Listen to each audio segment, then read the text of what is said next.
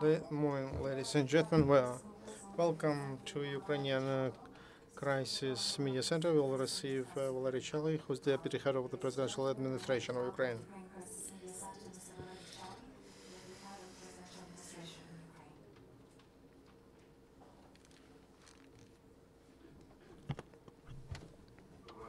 Morning, dear guests of this briefing. Today, the goal of why I'm here, I would like to introduce two sets of issues which are very important for Ukraine and for the work of the president and his administration. Clearly, that the main issues are how to stop destabilization in the Donetsk region, de-escalation of that situation, and efforts to realize a peaceful plan defending sovereignty of Ukraine and integrity. And recently we have quite an easy situation here, which today moves quite a different phase. At the same time, there is a parallel process of negotiations, consultations, cooperation with international partners, and with the President Ukraine just recently had consultations, negotiations, and through mass media also he communicated with leaders of more than 10 countries of the world, the US, EU, in the format of consultations. And we, in fact, expect some important decisions in European Council, European Parliament tomorrow, I believe. In such a way, these two processes, diplomatic support, international support, and understanding what's happening in not in the east of Ukraine, because the east of Ukraine is very big. We speak about only a little part of Luhansk region and of Donetsk region. That ATO area, which was quite big, now it's 2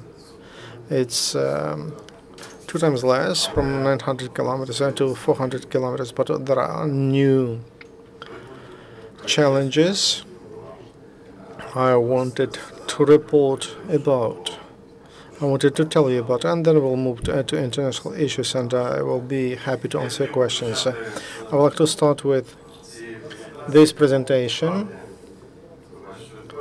You see it the first time, and it's about the situation, which is very difficult to hide anymore. It's clear that a diplomatic line, we should follow it, but today against us there is undeclared war, hybrid war, or creation of a controlled chaos. That's obvious. Elements of that war consist of, they include what we see every day on our TV, from those news we receive from Donetsk and Lugansk.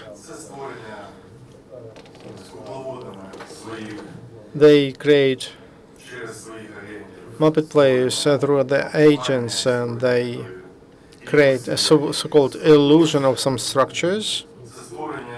They create conditions to supply illegal weapons, destabilization, and use of criminals who are paid, and hired men from abroad, and support of destructive activities, capturing of administrative buildings, kidnapping and hostages. This is what I told you.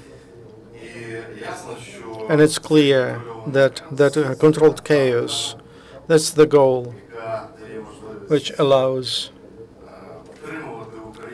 to keep Ukraine, to stop Ukraine from integration to Europe, and to try to make Ukraine a failed state, and to realize those goals they have organized, or that campaign have. to destabilize the situation in Ukraine.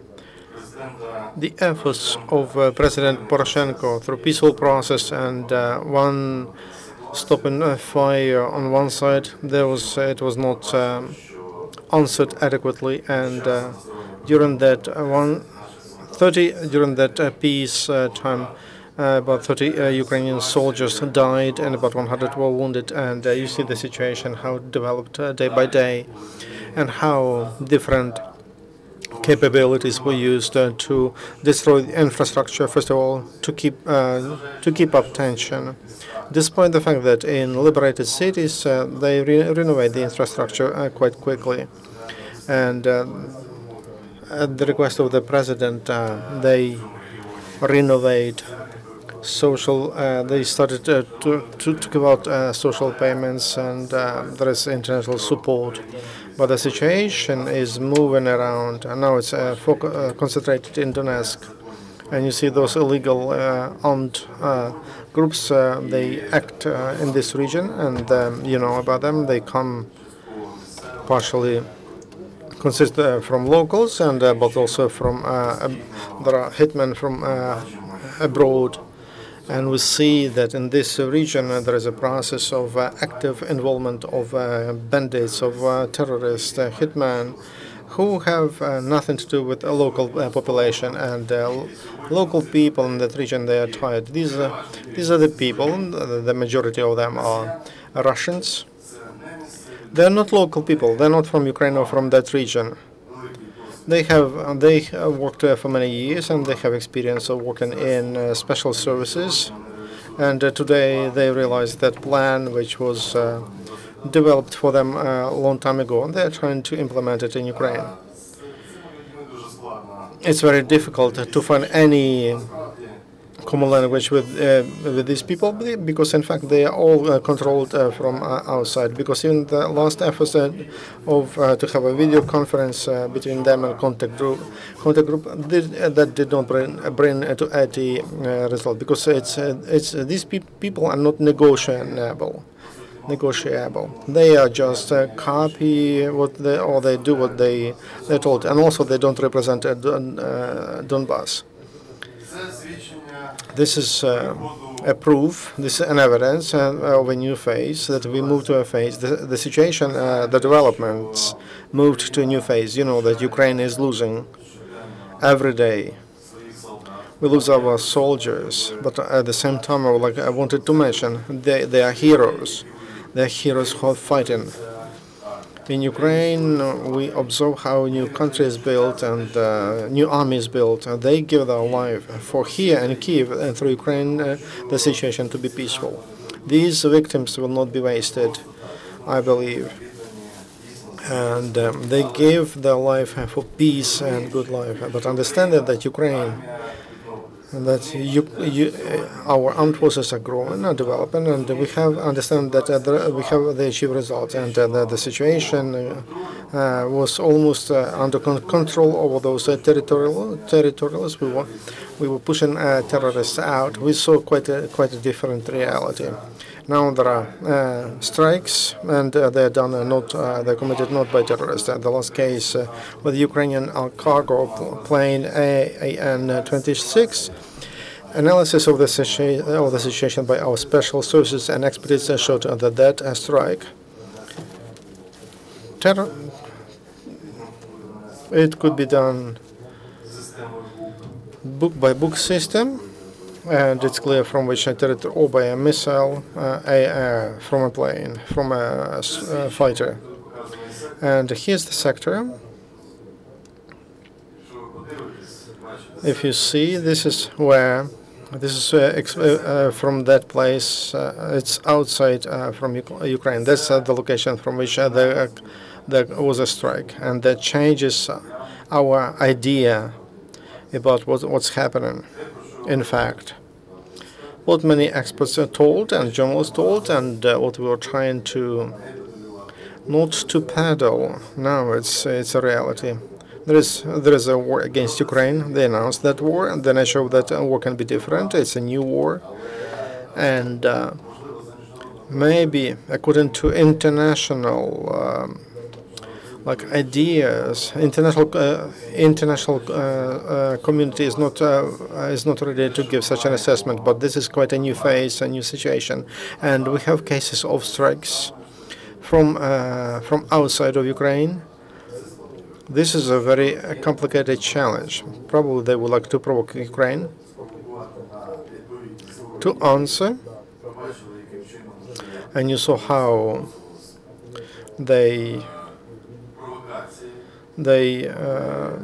speak about this provocation when there was mortar strikes from Russia, and there was a special provocation. And now Ukraine was ready to investigate that. They were plan on that. So we see elements not only of an information war, but concrete provocation to provoke Ukrainian armed forces to answer, and which would bring to a new escalation of the conflict. Now, today, political leadership of Ukraine is trying to prevent such developments and such events.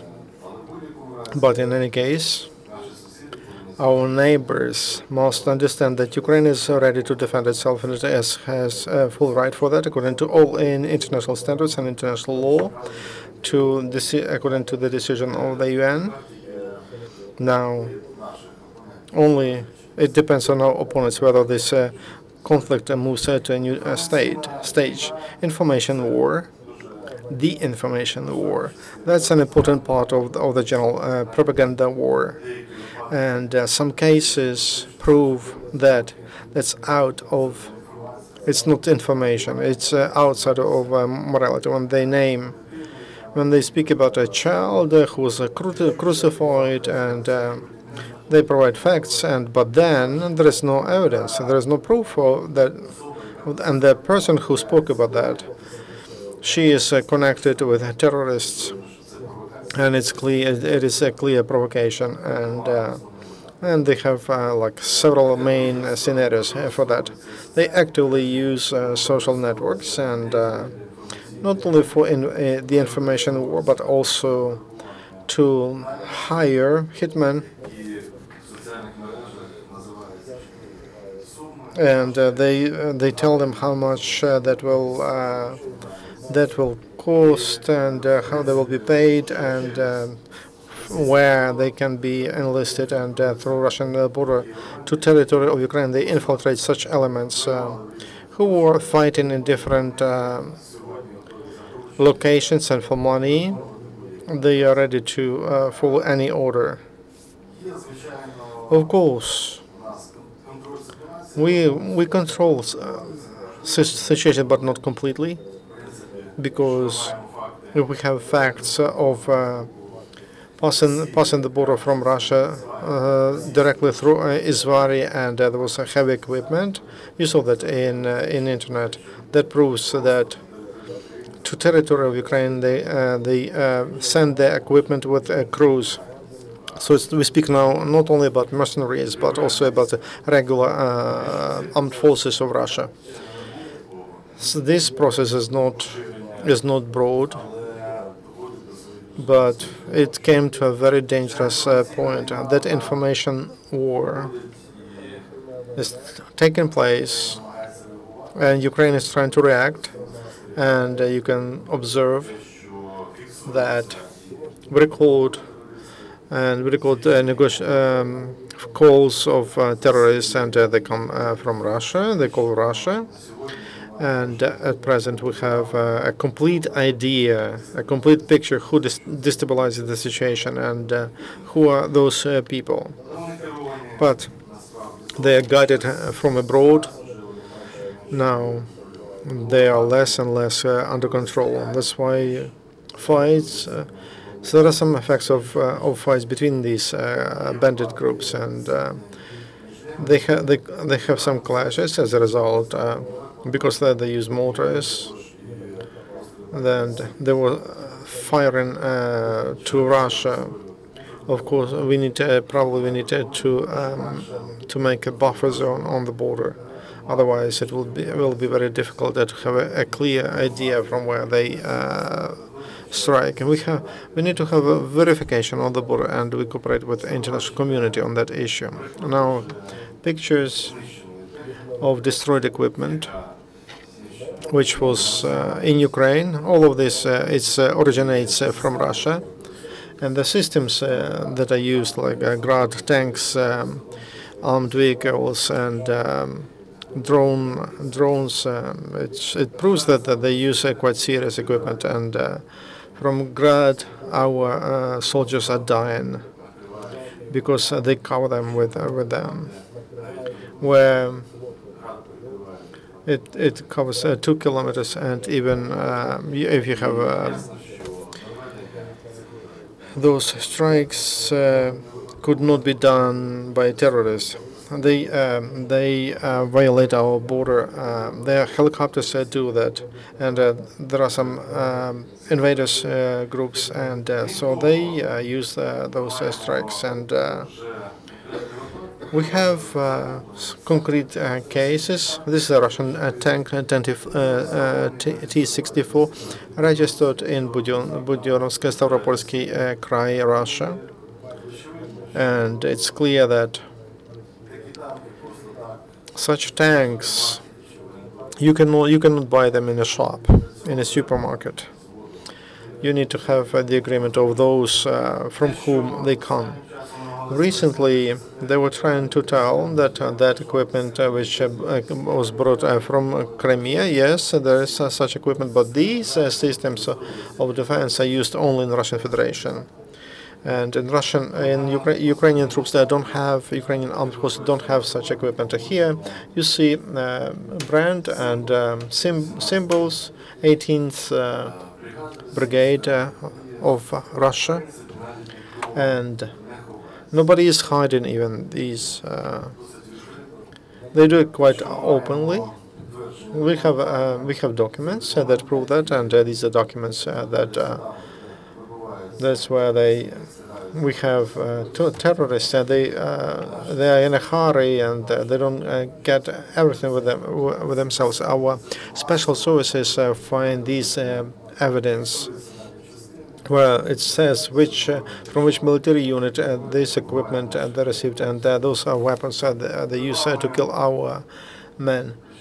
And here's a grenade launcher, anti-tank grenade launcher, and you see there are signs that it's or brand that it comes from Russia, and a lot of such weapons.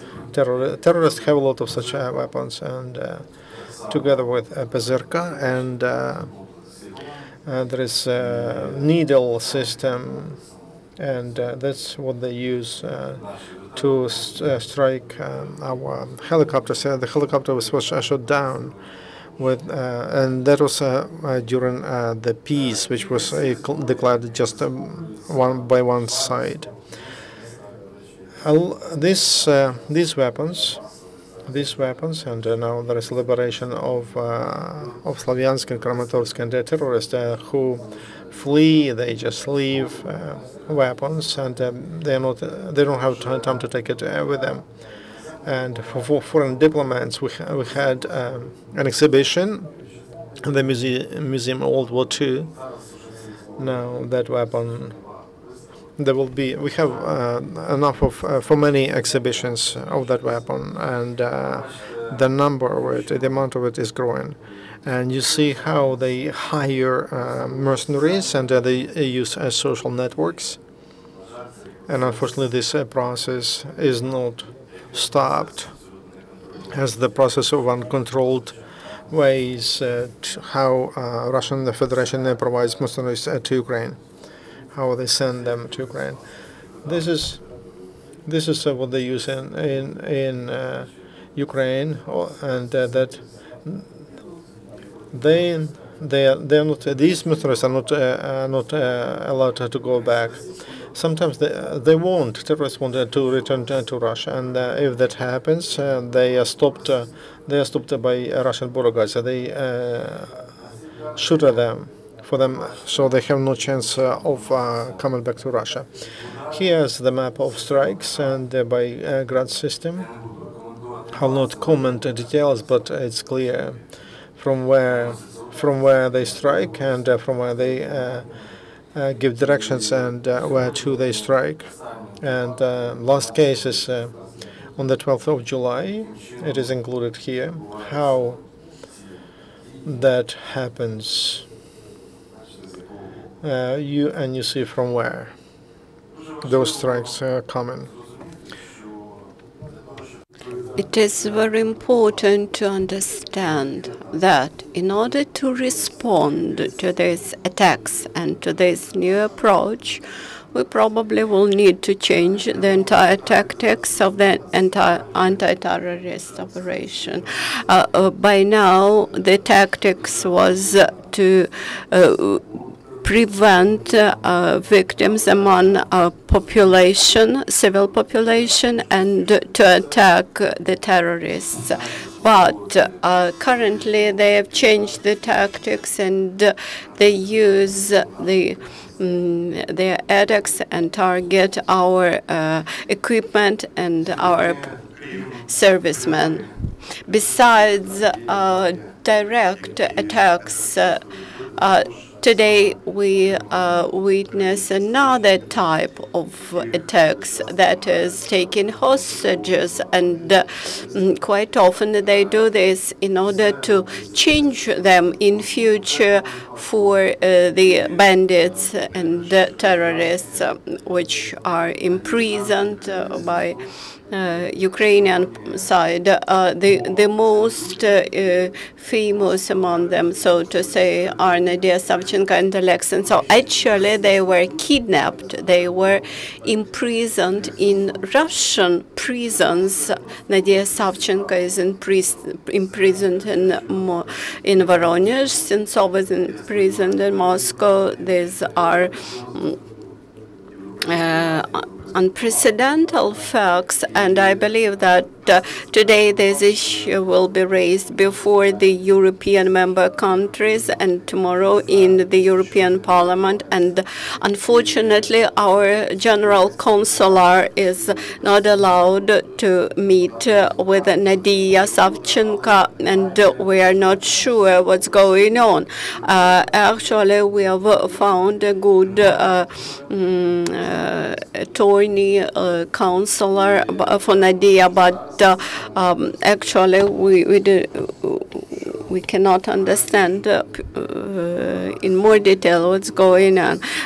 If the people are kidnapped and they imprisoned to Russian prisons, Russian jails, this shows the nature of the Russian behavior, actually. We have a lot of evidences and explicit proof of the aggressive and unlawful actions of Russia in the territory of Ukraine, because this external attack, external intervention and saturation is actually the major source for revolt in the eastern Ukraine.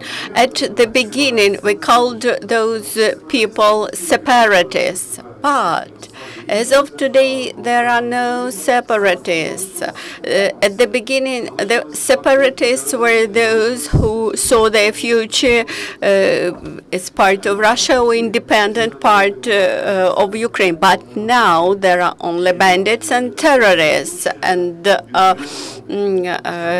while local population haven't seen the actions of those bandits and terrorists, they are more actively supporting central government, because they understand that this is only central government which can influence the situation in the east, including Donetsk. And these are citizens of Ukraine, permanent residents of eastern Ukraine.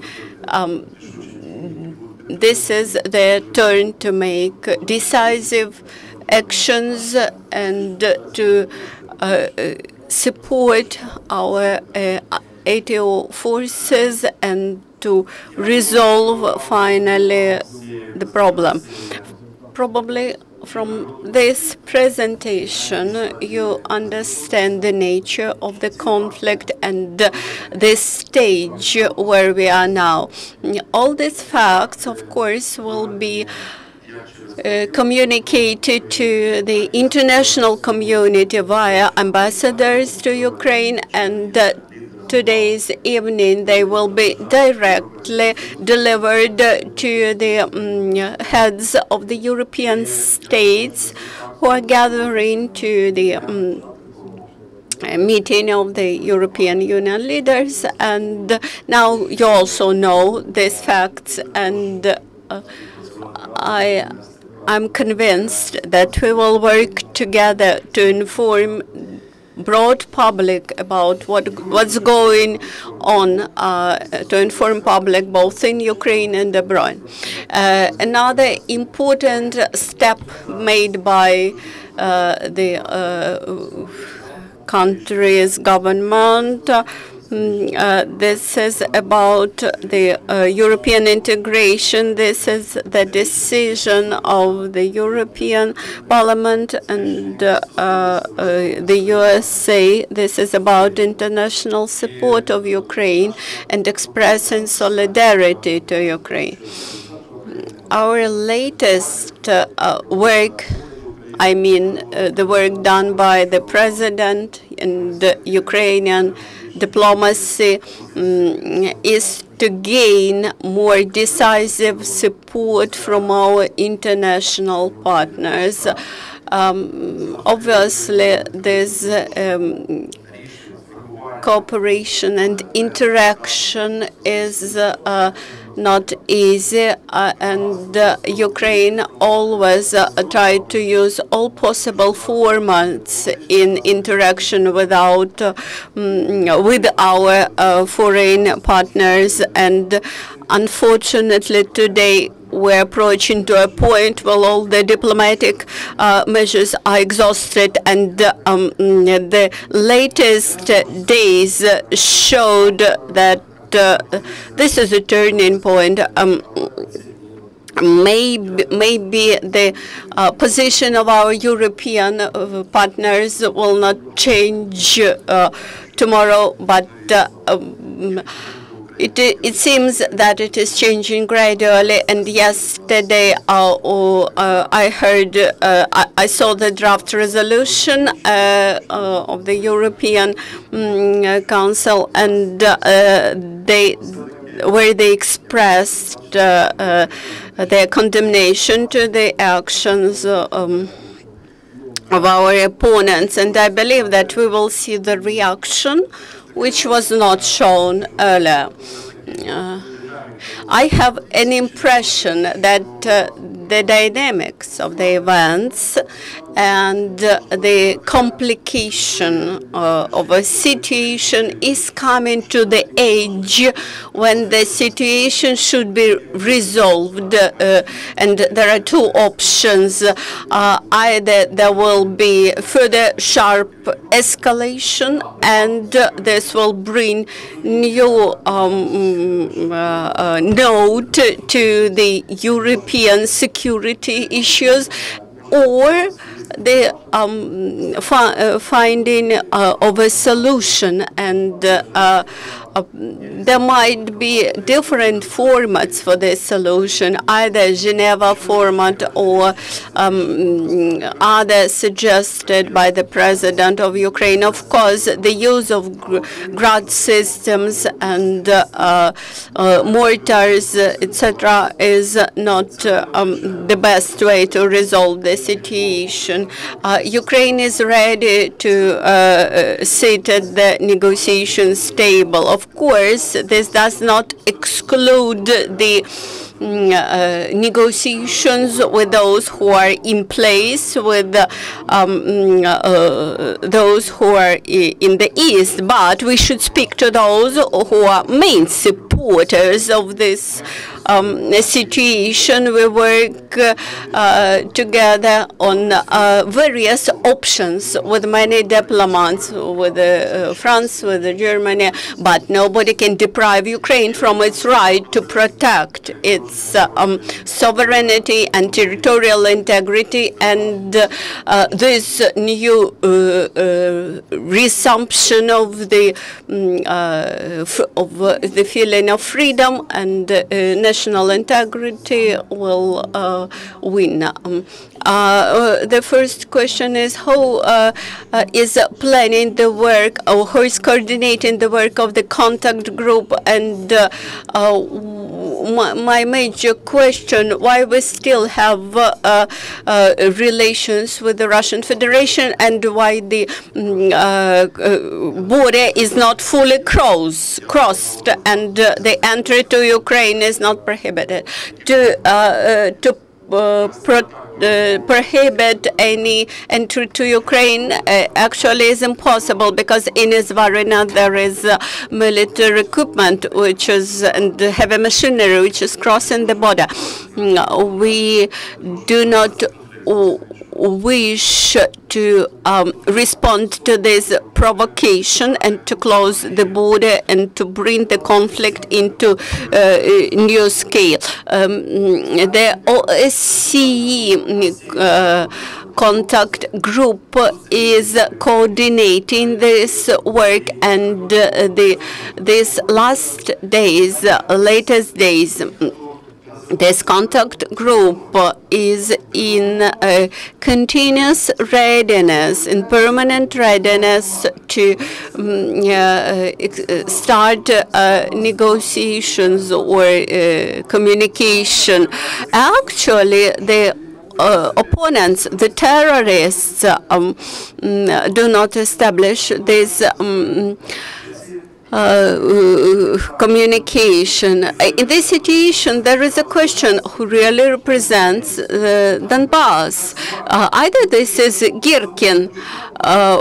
First, they, so to say, protected people from the Kiev junta, while today Kiev junta is bringing their humanitarian aid, food, clothes, fuel, etc.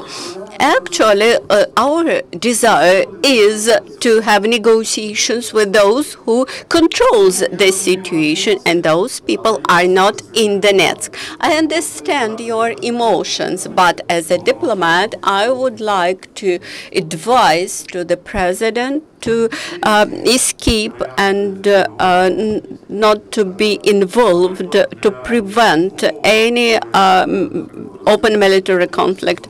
When there were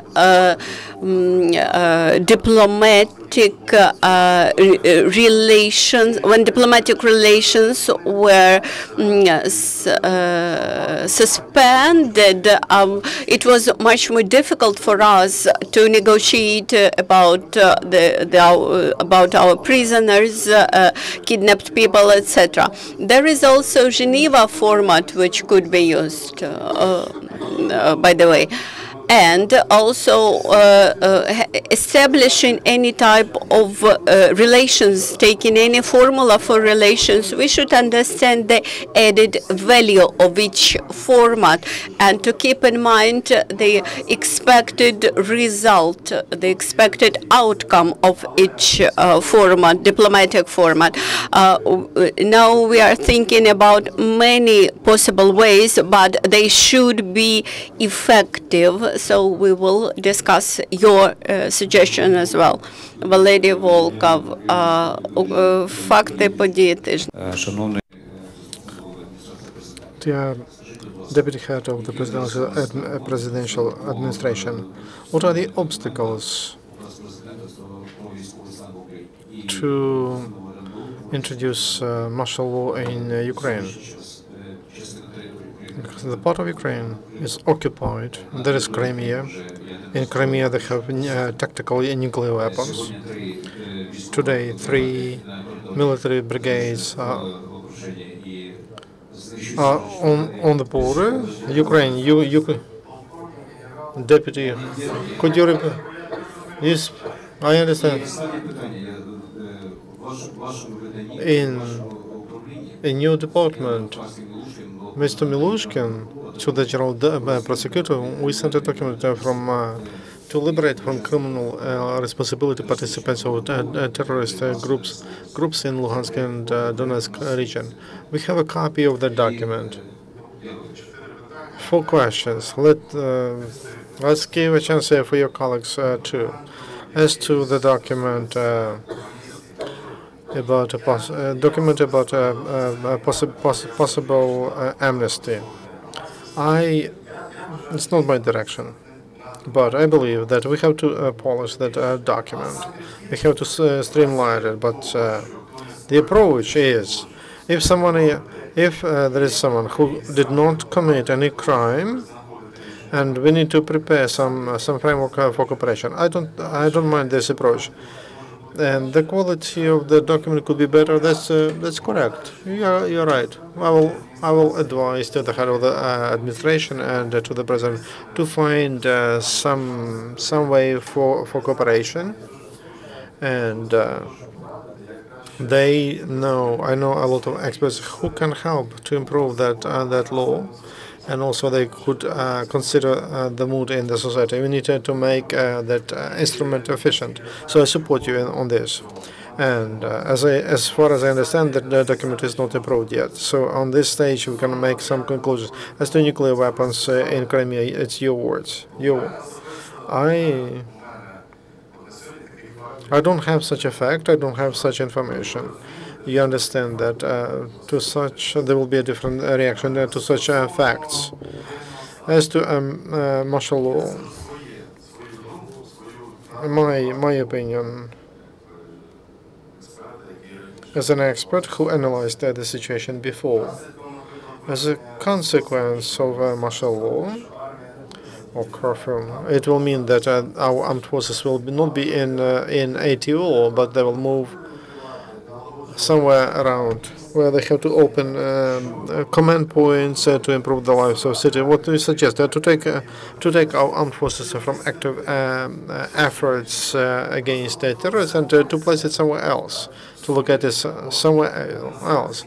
If you speak about that, you don't analyze consequences, because ATO at present is absolutely sufficient to do what you observe.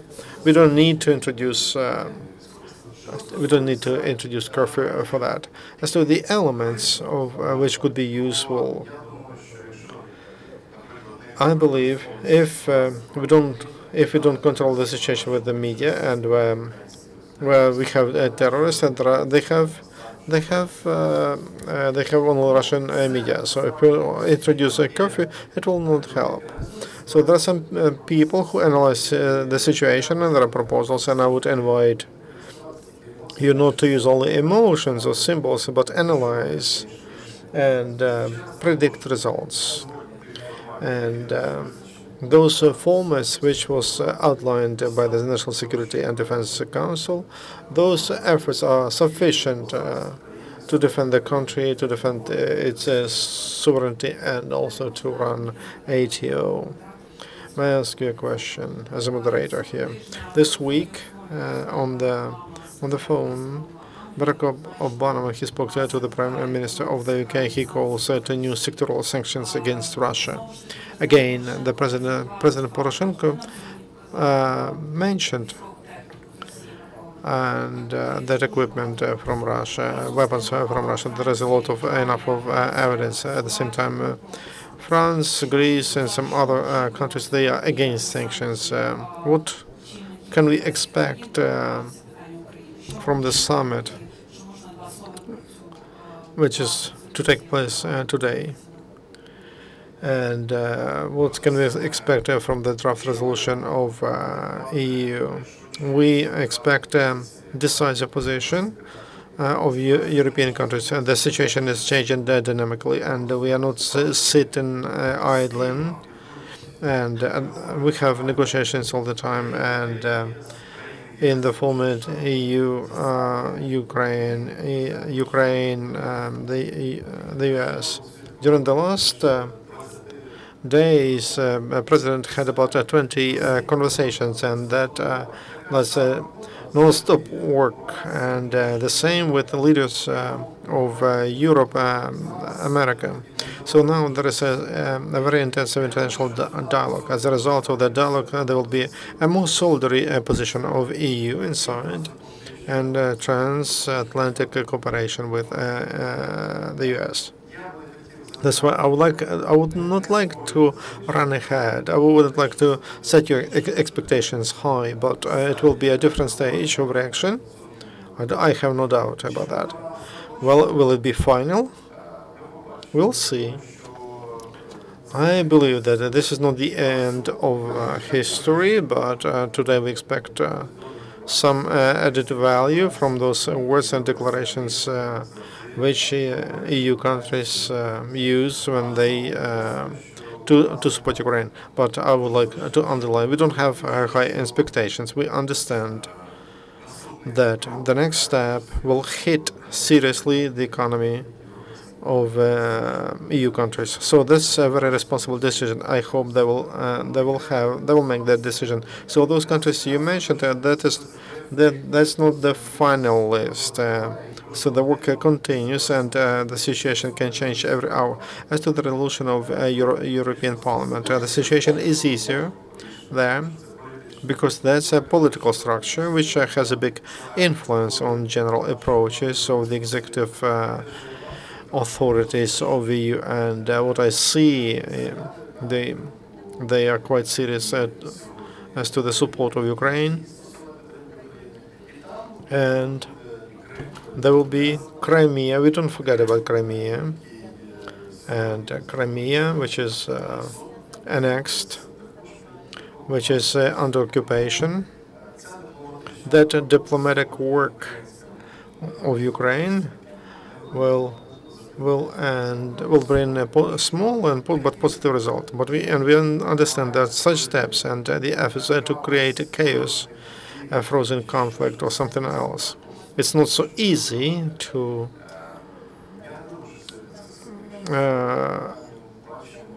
I don't believe that everything will be resolved today, but we see dynamic attitude of our partners. Some opponents are not ready to do what we agreed before. The position of the Council of Europe on June 27, they included decisions on the control on the border with verification along the border. Only now there are some elements of that. And the inspectors of OSCE received that access, but all the rest moments like season fire of terrorists and season killing of peaceful people and our military men. Ukraine is ready for consultations, and we are ready to talk, but there is no one to talk, and we are ready to work on hostages, and there are some. They have some on their lists. They would like they have included many criminals, so we're ready to work on that list of hostages and to exchange. But there is no one to talk to. I will open you a little secret. We are working.